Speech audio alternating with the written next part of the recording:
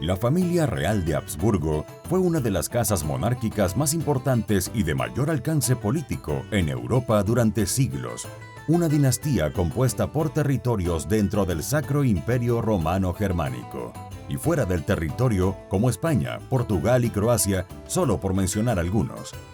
Los orígenes datan desde los tiempos de la Edad Media y su vigencia perduró hasta su definitiva extinción el siglo pasado. Pero, ¿por qué se generó dicha extinción? Fue nada menos que por su árbol genealógico caótico, siendo uno de los casos históricos más famosos de endogamia en la realeza.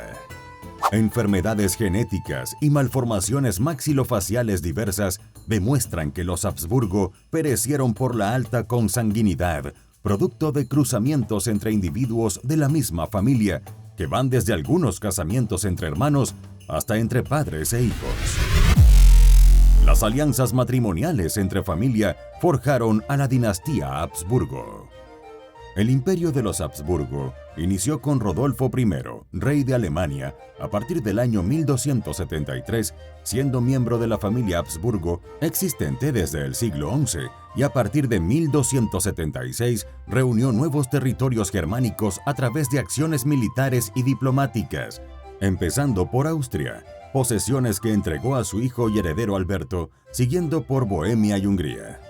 Mientras las líneas españolas y austríaca de los Habsburgo extendieron sus dominios en Europa, formaron casamientos entre sí para mantener la pureza de la sangre y no corromper el linaje.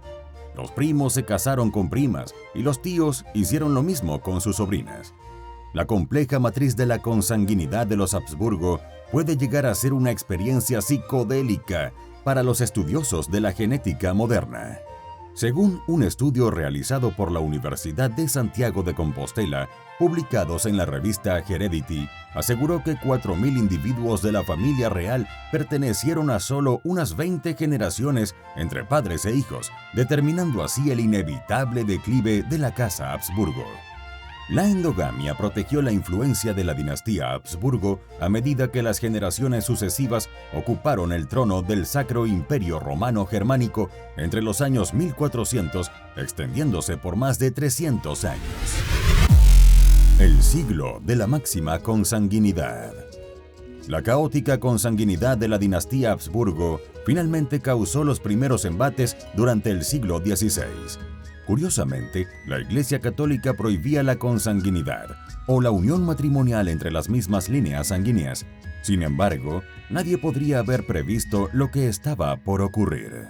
Por ello, el Papa hizo importantes concesiones para las familias reales y los excepcionó de dicha prohibición. Algunas excéntricas excepciones son Felipe II de España, el cual contrajo nupcias con su sobrina Ana de Austria en 1570, y María Ana de Baviera, casándose con su tío Carlos II de Austria en 1571, evidenciaron los cada vez más estrechos lazos familiares de la época, para que, finalmente, los frutos de esos dos matrimonios, Felipe III y Margarita de Austria, se unieran entre sí. Enfermedades mentales en los Habsburgo. A medida que pasaron los años, las líneas de matrimonio en la familia fueron creando incontables problemas médicos. Existen especulaciones sobre cuántos gobernantes experimentaron enfermedades mentales reales, haciendo especial hincapié en Rodolfo II, nieto de Juana la Loca de España, nacido en 1552, que luego se convirtió en emperador del Sacro Imperio Romano Germánico en 1576. Aquel período de mandato político se vería gravemente afectado por sus frecuentes episodios de depresión, viéndose obligado a ceder el poder a su hermano Matías I en 1612. Otro caso conocido es el de Juana I, nacida en 1479 y electa reina de Castilla en 1504. Apodada como La Loca por enfermedades mentales alegadas por su padre e hijo para alejarla del trono y mantenerla encerrada en Tordesillas el resto de su vida. Los registros históricos acuñan que la especulada enfermedad de Juana nació producto de los celos hacia su esposo y por el dolor que sintió tras su deceso. Además, también relacionándose con el hecho de que sus padres, Fernando II de Aragón, apodado el Católico, e Isabel I de Castilla eran nada menos que primos.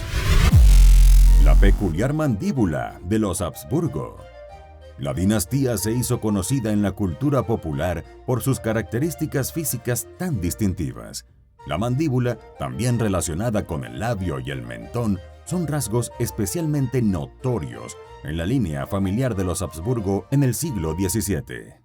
Esta distintiva condición física que les otorgó una prominente mandíbula, un labio inferior grande y una nariz con punta colgante, estuvo presente en las familias españolas y austríacas de la Casa Real Habsburgo, fuertemente relacionadas con la conocida consanguinidad de la época. Uno de los casos más conocidos de prognatismo es Carlos I, también conocido como el emperador Carlos V del Sacro Imperio Romano Germánico, a partir del año 1520, y aunque presentó un pequeño coeficiente de consanguinidad del 3,7%, era descendiente de primos. Sus rasgos más prominentes eran su rostro alargado y una boca torcida. La medicina moderna apodó el fenómeno de la mandíbula como prognatismo, y son aspectos visibles en las pinturas, esculturas y monedas que los representaron durante siglos. El último soberano de Habsburgo fue primo de sí mismo.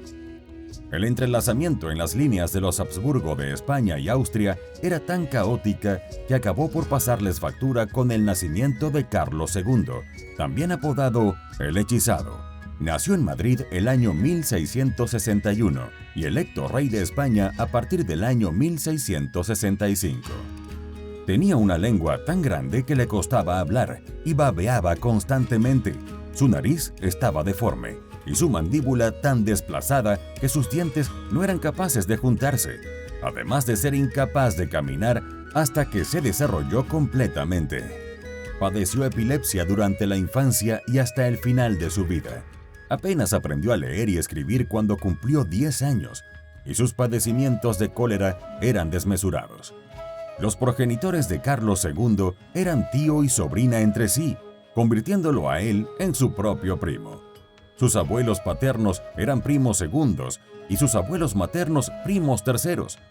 Sus abuelos llevaban el apellido de Austria. 6 de sus 8 bisabuelos también compartían el apellido de Austria y 9 de sus 16 tatarabuelos también compartían el apellido. En definitiva, Carlos el Hechizado era la cumbre de 4 generaciones abrazando la endogamia.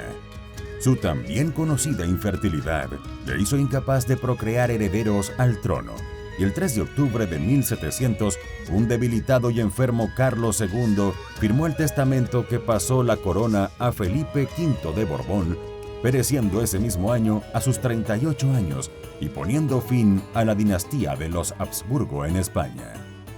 Según una investigación realizada y publicada en 2016 por los investigadores Gonzalo Álvarez y Francisco Ceballos del Departamento de Genética de la Universidad de Santiago de Compostela sobre la consanguinidad de esta familia, determinó que tal enredo sanguíneo era equivalente a un coeficiente de consanguinidad del 25,4%. La práctica de casarse entre miembros de la misma línea familiar es lo que se pensaba era el mayor recurso para preservar el poder dinástico, lo que, irónicamente, condujo al triste final de su linaje. Por eso, mis queridos blabladores, la endogamia de la dinastía Habsburgo hoy se ha ganado un puesto en los increíbles archivos de Historia Bla Bla Bla.